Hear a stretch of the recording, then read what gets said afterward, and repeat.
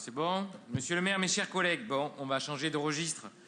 Je vais vous proposer, comme le dirait Hayam, un voyage dans le temps. Pas pour danser le mi, hein, monsieur le maire, on a le temps, mais pour anticiper les conséquences des décisions que nous prenons par nos votes. Parce que, monsieur le maire, en février 2045, nous serons encore en train de payer à Bouygues ou Vinci les loyers pour pouvoir utiliser nos écoles. En 2045, nous ferons pour la 25e année consécutive un chèque de 43 millions d'euros pour avoir l'autorisation d'utiliser 34 groupes scolaires.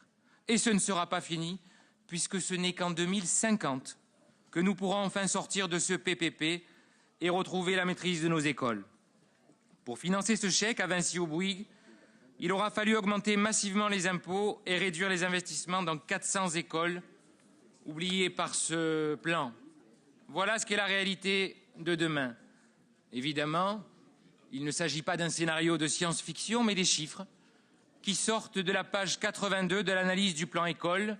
Je cite « Échéancier consolidé des décaissements prévisionnels ». Monsieur le maire, vous avez souhaité confier la rénovation et la reconstruction de 34 groupes scolaires aux grandes majors du BTP par le biais d'un nouveau PPP.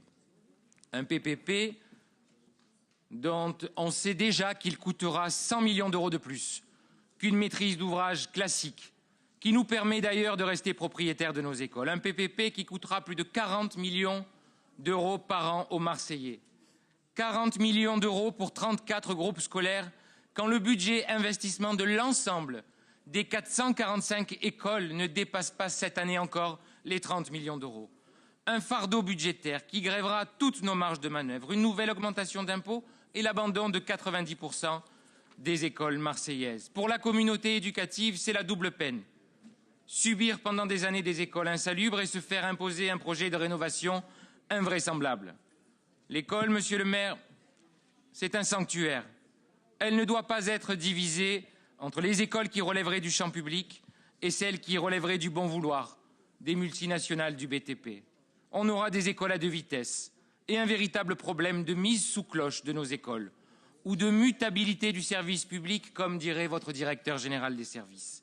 À qui devrons-nous nous adresser si, au cours des 25 prochaines années, il faut modifier les écoles pour, par exemple, dédoubler des classes ou installer des tableaux numériques?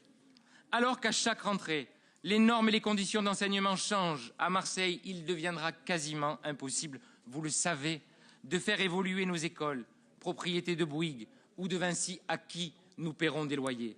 D'ailleurs, comme le pointent les enseignants qui manifestent devant le conseil municipal de ce matin, ce système à l'anglo-saxonne de privatisation des écoles n'échappe pas, lui non plus, aux aléas du marché, comme avec la faillite du géant Carillon, qui a laissé sur le carreau les écoles dont il avait pourtant la gestion. Et qui décidera du commerce qui pourra s'installer à côté ou au-dessus de l'école? Monsieur le maire, qui décidera de qui pourra s'installer, comme le prévoit la délibération? Dans votre plan, rien n'empêche la construction d'un McDo, l'arrivée d'un vendeur de chaussures ou l'installation d'un vendeur de lunettes sur le foncier restant des écoles. C'est le foncier disponible, mis à disposition du PP Piste. Supprimez-le de la délibération. Je vous vois lever les yeux au ciel. Supprimez-le de la délibération. Les parents sont inquiets, les enseignants sont inquiets, mais ce ne sont pas les seuls. Monsieur le maire, non seulement le PPP va coûter plus cher aux contribuables, non seulement c'est une bombe à retardement pour les finances publiques, mais c'est aussi, surtout mortifère pour les PME et pour l'économie locale. Car en confiant la rénovation des écoles à des consortiums, vous allez priver le tissu économique local d'1 milliard d'euros pour les 25 prochaines années.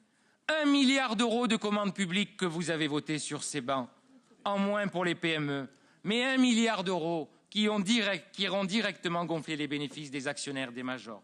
Parce que, monsieur le maire, autant la construction d'une autoroute, de la L2 ou d'un hôpital, ce n'est pas donné à tout le monde. Autant une école, une cour de récréation ou un préau. Mais c'était à la portée de nos PME, monsieur le maire. Les PME du BTP marseillais avaient la capacité de faire ça. Parce qu'aucune entreprise du BTP, vous le savez, ne sera en capacité de répondre à un marché aussi complexe. On sait, vous et moi, comment vont se comporter les majors avec les sous-traitants. Ils les tordront en écrasant leurs marges quand ils ne feront pas appel à des travailleurs détachés pour gonfler les leurs. Choisir les consortiums, c'est renoncer à faire travailler les entreprises marseillaises, celles qui créent de l'emploi, celles qui font notre fierté. Plombiers, maçons, électriciens, chauffagistes, couvreurs, architectes, géomètres, personne ne sera épargné. Les acteurs du bâtiment, eux, ont bien compris les dangers liés à ce mode de construction. Et ils se mobilisent, monsieur le maire. Le SNSO, syndicat national du second œuvre, la Confédération de l'artisanat et des petites entreprises du bâtiment, le syndicat des architectes, même l'ordre des architectes, tous sont vent debout contre ce choix économique. Et certains se sont même lancés dans une bataille juridique et ont d'ores et déjà déposé plusieurs recours contre la première des délibérations.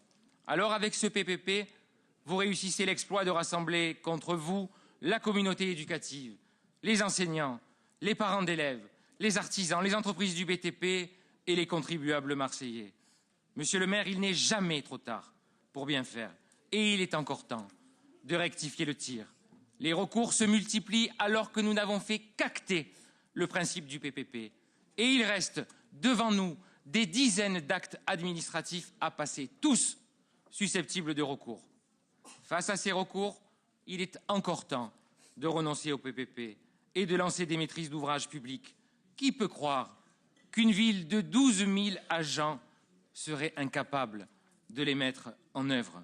Si nous changeons maintenant notre fusil d'épaule et faisons le choix de garder le contrôle de nos écoles publiques, monsieur le maire, nous n'aurons perdu que 5 mois. Nous aurons perdu 5 mois et je peux vous l'assurer, nous ne vous en tiendrons pas rigueur au regard des 23 années déjà perdues. Merci.